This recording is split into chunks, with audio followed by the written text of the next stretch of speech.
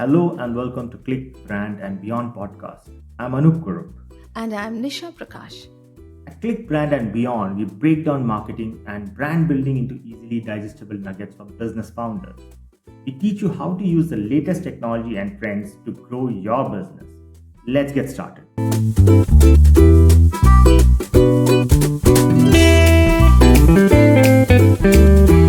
Hello, Nisha. Welcome back to another episode. What are we talking about today? What what small, medium, large business brand problem are we trying to tackle today? A very interesting one, to be honest. It is overcoming market saturation. How can a business stand out in a crowded market? And, and especially now, where many businesses are struggling to find their place under the sun because they may share similar stories or even marketing strategies could be similar, and that can be a very difficult place to be in.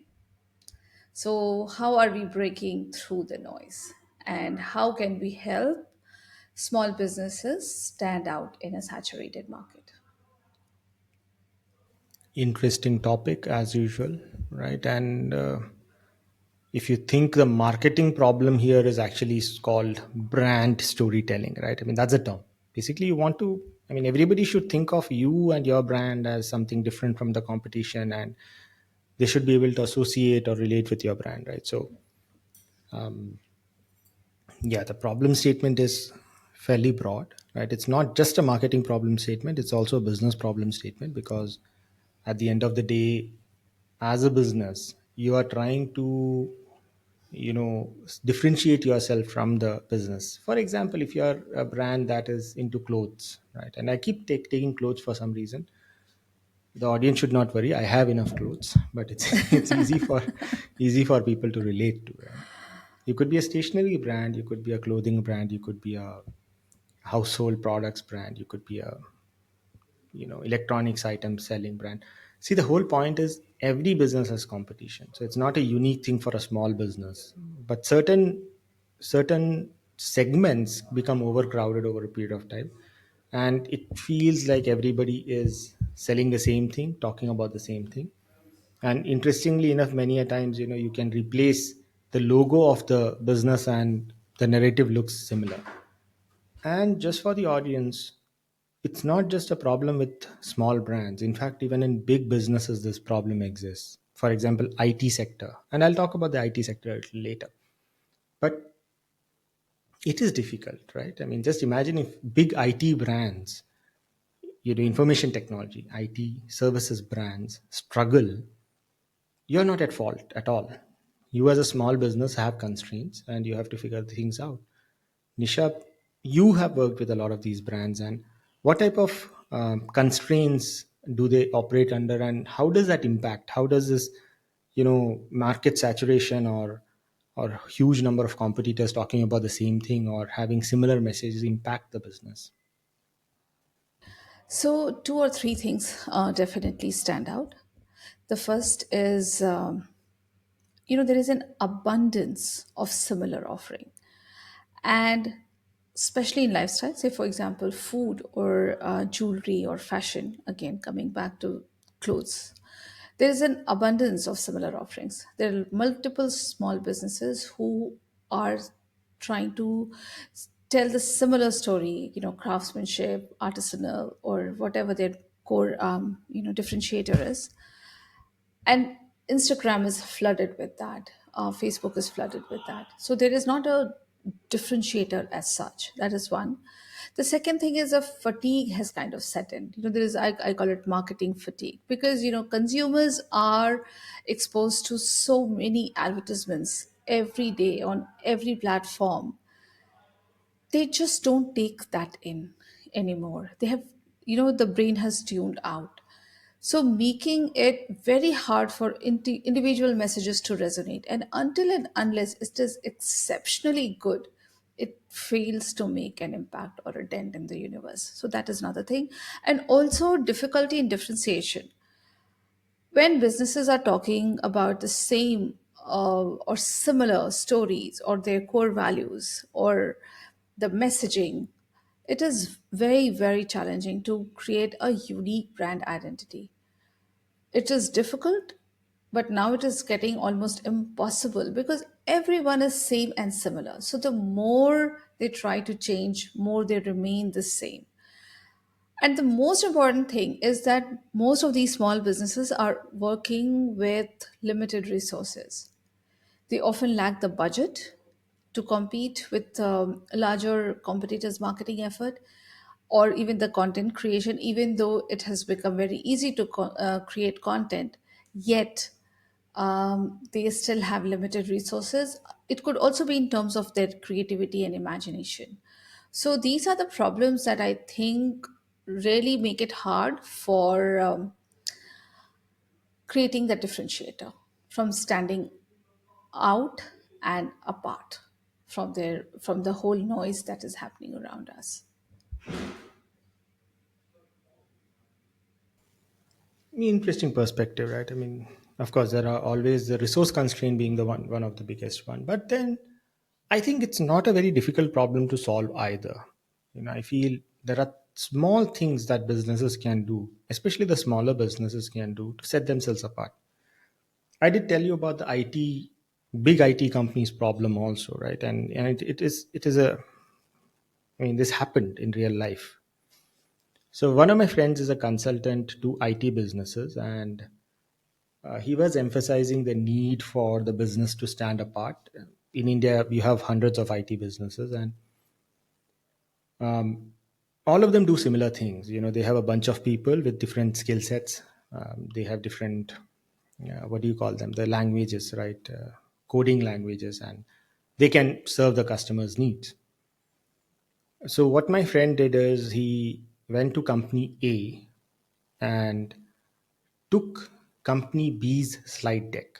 Right, as in, I mean, he had created a slide deck for company B. He took the same slide deck, just changed the logo. And in fact, he had the messages from the company B's website there. And he started his presentation and said, your website says this, you are doing these things, these are the customers you are targeting, these are the type of skill sets you have, etc., etc. He went through about 5 slides, about 15 minutes, and then he stopped. And he asked the audience, this is the senior management of the company, he asked the audience, do you see something wrong with this presentation? Nobody picked up on it, not a single person. Then he revealed that whatever I have presented is from your competitor's website, and you're all nodding here, right? Nodding your heads. So, therefore, it means that what you do, what they do, the way you message, the way you talk about it is exactly similar. You yourself are not able to differentiate. How will your customers differentiate? And that was a shocking thing, right, for the senior management. And that's what happens with even small businesses. We tend to ape our competitors because, see, it's like kids. Kids will see the parents do something and they will do that. So the environment in which you are kind of dictates how you behave, what you say, and what you talk about. So because small businesses, big businesses, we are always looking at our competitors. We are always so worried about what they are doing. We tend to ape what they are, the way they talk, the messages, etc. So step one here is look at your customers. Why do they buy from you? The first thing you need to probably ask is, why do they buy from you? What is it that they feel about your brand, your company? Maybe they love the way the staff interacts with them. Maybe they love the way the products are displayed. Maybe they like the authenticity of the products, how well it suits their requirements, etc. And that kind of derives from there, comes up into sharp focus what customers value about your brand. It's not what you value about your brand, it's not what competitors are talking about, what your customers value. And that value that the customer feels, that they say, hey, it's very affordable, right? Or whenever I walk into any of your shops, the staff greets me with warmth. I always find a good selection of products in your company, in your brand. So these are the things, these are the things the customer values. Now take those things and try to build a narrative around those things rather than looking at the competitor. Forget the competitors for a minute. Not for a minute, forget them. It doesn't matter. That's how you create a different narrative, because the customers are coming to you instead of your competitors because they value something which is distinct, which is different. They could have gone to the next showroom, next shop, next website, but they bought from you because they valued something. You have to dig in to figure that out. And how do you build narratives? Nisha, you are really good at that. How do you build narratives after you found what the customers value? Well, it's the age of leveraging micro narratives rather than narratives, because the stories are many and told in multiple ways. Even the same or the similar story can be told in myriad of different ways. So leveraging those micro narratives, using a customer story or using the customer's experiences, it has become really important. And I think these are that is the differentiator.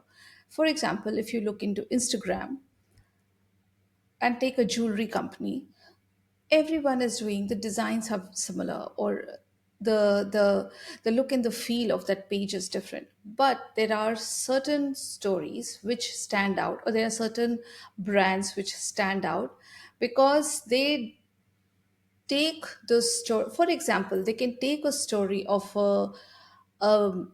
Gen Z user and connect it back with their boomer grandmother, and the way they will bring it together, the presentation, the look, the feel, and create an experience which is almost like a piece of art. And that is the differentiator. So narrative, I think, instead of talking about narrative, I think we have to focus on micro narrative. How are they making the user feel? What kind of journey they are creating? How are they delighting at every touch point? How are they delighting at every plot point of their story? These are the important considerations that brand must look into, and they have to again bring it back into their culture, their mindset, and the way they think, their creative thinking process, also their critical thinking process, their sales strategy, and hence and then build that narrative.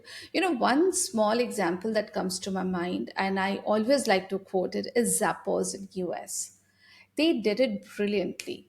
Eventually, they were brought out by Amazon, but even Amazon did not kill their brand. So Zappos still stand as a brand by itself.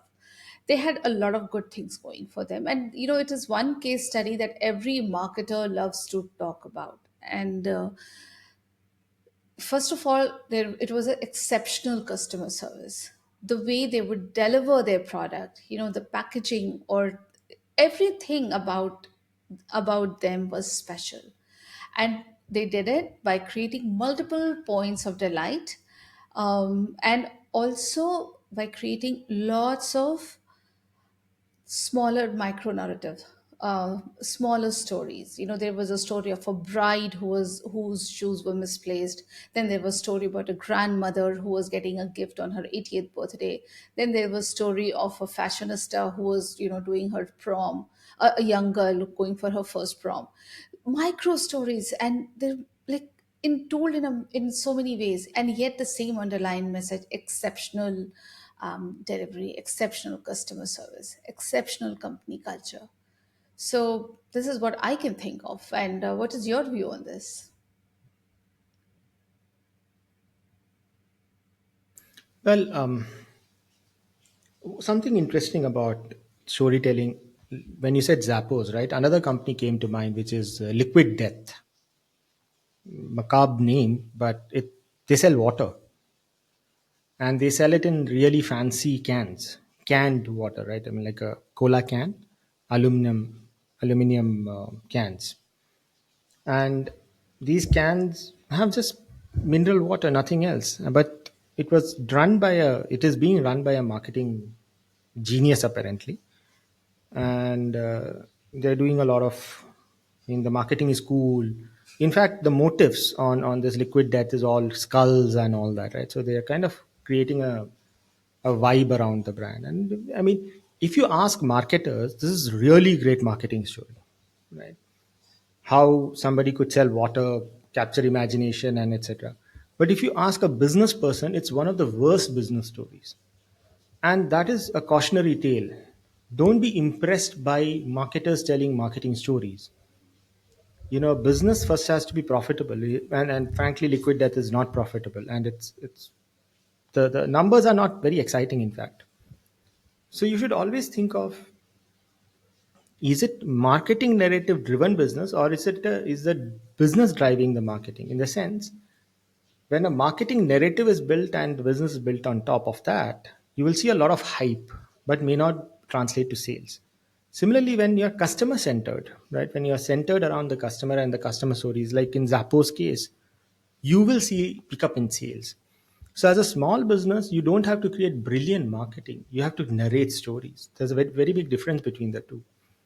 You can also talk about failures, how we fail the customer, how our product failed because of ABCD reason, how we are, picking it up.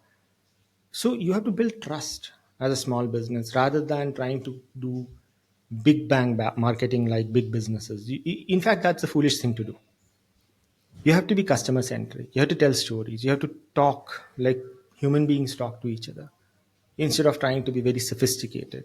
That's what big brands do, right? So, and you can be hyper personalized, like Zappos case of the grandmother and the bride and etc. But you can be even more personalized. You can say, our store in so and so location, and this community of people who come in, and this specialization, etc. So you can be as narrow as possible. You can tell stories because the customers can tell stories on your behalf. All it takes is one person, approaching them when their purchase is over. Are they delighted? Are they happy? Can they spend 30 seconds talking about their purchase and why they purchased something? That's it. It need not be a very, very big orchestrated campaign. It can be small things, but customer centric. That's what I feel is the way to ensure the narrative built is around the customer. Nisha, what do you think? I mean, what do you think about one thing that I heard recently is collaborating with complementary brands. If you're selling shirts and tops, then go and work with a brand that sells pants and bottoms. Do you think that works? It does and it doesn't. A lot of it comes under this influencer marketing. But I'm not sure if sometimes it just dilute the brand or the brand name for either of the party or both of them. In some cases, it does work, but that also depends on the nature of the product and the services that are being offered. Sometimes it works beautifully well, especially in the service industry when there is a complementary skill set. Sometimes it also works with the product, but then again there are so many other variables and factors that may or may not end up working. And one example that comes to my mind is one of the fashion brands, leading designer fashion brand, they collaborated with the leading um, artificial jewelry or fashion jewelry brand, and it just did not work out for multiple reasons. A, the personalities of both the brands were very different, so the dresses and the jewelry would not go together, and I'm surprised that they did not, or the stylist did not think of it. But it just, the vibes of both these products were very different. Also, the way their social media looked was very, very different. So the audience who were coming through social media, because they were running a joint campaign on both the pages, it just did not do any magic, and people were kind of disappointed. It just went out like a meh. And even though both of them were like leaders in their segment, but together they just could not create a magic. So there are multiple variables that one needs to be very mindful of while one is designing such kind of campaigns. And if done well, and if there is a chemistry between the brand stories, it can work wonder and complementary. But it's a very there's a very fine line. It's a slippery slope. So I would suggest caution, but in some cases it does work and it does click. There is one interesting anecdote, sorry, not just anecdote, but method that businesses are using, which I feel is also to be taken with a lot of caution, right? One, this is production videos on YouTube.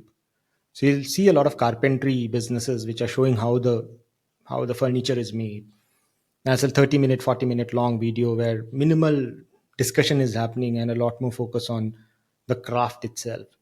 And there are a lot of people who make cabinets and furniture and tables and whatnot, and they shoot really high-end YouTube videos and put them up.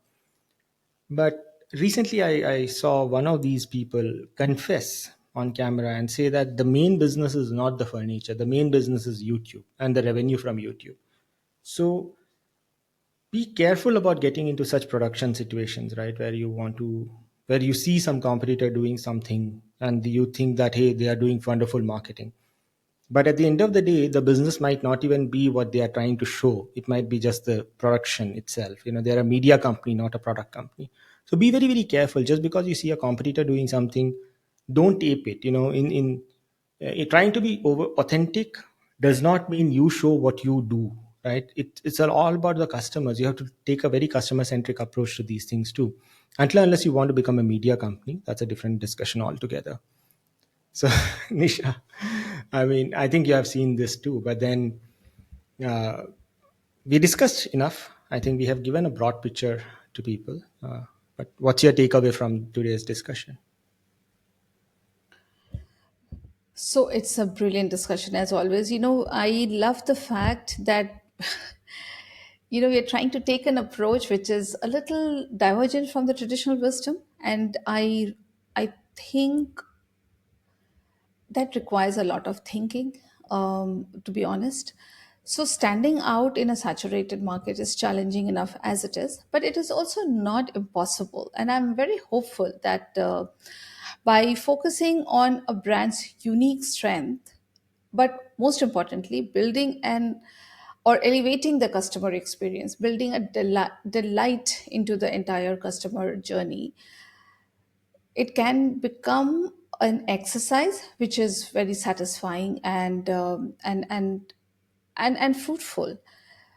The important thing here is to remember that it's an age of b- building or leveraging micro narratives, and it is important to capture those little stories, those off the line, behind the scene uh, kind of experiences that a customer may have, and that creates that emotional connect, that creates a forgettable, like, wow moment, which is very hard to pass or hard to let go. And customer stays loyal to these little experiences. They always remember those little experiences. There is a story to tell to their crowd and their family and their friends, and that itself is a very big exercise in brand building. So I believe that success often comes not just by doing things differently, but also doing them better and authentically than our competitors. Again, being authentic is the key word, but it requires a lot of deep thinking by the business, by the brand, and by the people who are handling that brand. And that's all I have to say. So focus on building micro narratives, focus on creating that differentiating story. Be very careful of what the brand is. Be very careful of what they're putting out there, and it's a journey, but a delightful one. Excellent. So that means the business should not hold a phone against their customer's face and run behind them till the parking lot. Don't do that. Yeah, No, you have just to. The idea is to build a community, really. People who stay loyal. It's like us having a small friend circle. yeah, just be cool, as they say, right? I mean, if you're creepy or pushy, it shows. It It shows. So shows. just be Yeah. relax and talk to people as people, human beings, and things will work out. The customers have become very intelligent, by the way, because the experience, their neurons are wired since most of the marketing is happening on digital and it is so accessible. It's not like the old TV until unless you switch it on. You don't get to see. It's like we are switched on 24/7. So there is a fatigue, but at the same time, a little bit of differentiator, and people sit up to take notice. And that's a good thing. Yeah, that's true. So don't overdo it. do what is required, and be yourself. I think that'll work out. But be customer centric. Don't be marketing centric. Always. All right. Thank you, Anoop. It was a lovely session, and see you in the next episode then.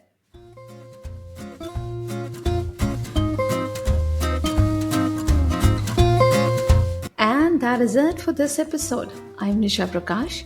You can find me at LinkedIn and my website nishaprakash.com. And I'm Anoop Kurup. You can find me at LinkedIn and my website, anoopkurup.com. We will see you in the next exciting episode of Click, Brand, and Beyond.